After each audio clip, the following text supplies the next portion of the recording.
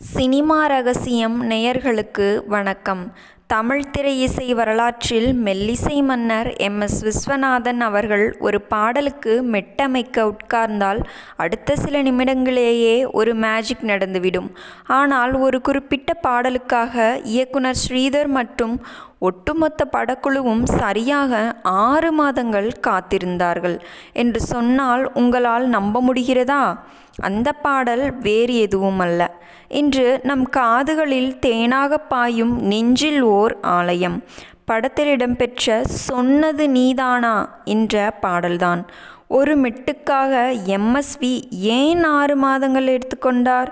அதன் பின்னணியில் நடந்த அந்த சுவாரஸ்யமான ரகசியத்தை தான் இந்த வீடியோவில் பார்க்க போகிறோம். ஸ்ரீதரின் பிடிவாதமும் எம்எஸ்வியின் தேடலும். இயக்குனர் ஸ்ரீதர் அவர்கள் ஒரு காட்சியை செதுக்குவதில் வல்லவர். நெஞ்சில் ஓர் ஆலயம் படத்தில் காதலும் தியாகமும் நிறைந்த ஒரு சூழல். அதற்கு ஒரு உருக்கமான பாடல் தேவைப்பட்டது. கவிஞர் கண்ணதாசன் வரிகளை எழுதி தந்துவிட்டார். ஆனால் எம்எஸ்விக்கு அந்த வரிகளுக்கு ஏற்ற ஒரு ஆத்மார்த்தமான மெட்டு அமையவில்லை. ஒவ்வொரு முறையும் எம்எஸ்வி ஒரு மெட்டை போடுவார். ஸ்ரீதர் இன்னும் ஏதோ ஒன்று குறைகிறதே விஸ்வநாதன் என்பார். இப்படியே நாட்கள் நகரத் தொடங்கின. 1 மாதம், 2 மாதம் என 6 மாதங்கள் ஓடிவிட்டன. ஸ்ரீதரின் உதவியாளர்கள், சார், படம் ரிலீஸ் தள்ளிப்போகிறது, வேறு யாரையாவது வைத்து மெட்டு வாங்கிவிடலாமா என்று கேட்டபோது ஸ்ரீதர் விஸ்வநாதன் கொடுத்தால் அதுதான் சிறந்த மெட்டாக இருக்கும், நான் காத்திருக்கிறேன் என்று உறுதியாகச் சொன்னார். அந்த நள்ளிரவு மேஜிக். 6வது மாதம் ஒரு நள்ளிரவு எம்எஸ்வி அவர்களுக்கு தூக்கமே வரவில்லை. ஹார்மோனிய பெட்டியை தட்டி பார்த்து கொண்டே இருப்பார். திடீரென்று அந்த புகழ்பெற்ற மெட்டு அவர் மனதில் உதயமானது.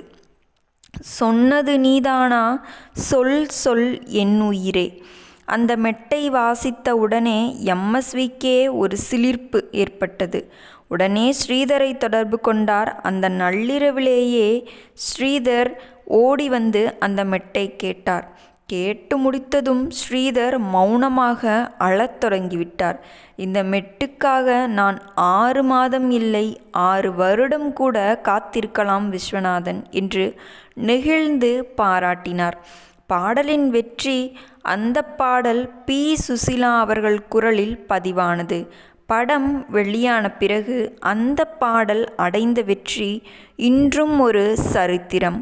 ஒரு இசையமைப்பாளரின் அர்ப்பணிப்பும் ஒரு இயக்குனரின் பொறுமையும் இணைந்தால் எத்தகைய காவியம் உருவாகும் என்பதற்கு சொன்னது நீதானா ஒரு மிகச்சிறந்த உதாரணம். நண்பர்களே, இன்றைய சினிமா ரகசியம் உங்களுக்கு பிடித்திருந்தால் மறக்காமல் நமது சினிமா ரகசியம் சேனலை சப்ஸ்கிரைப் செய்யுங்கள். எம்எஸ்வி ஸ்ரீதர் கூட்டணியில் உங்களுக்கு பிடித்த மற்ற பாடல்கள் என்ன? அதை கமெண்டில் சொல்லுங்கள்.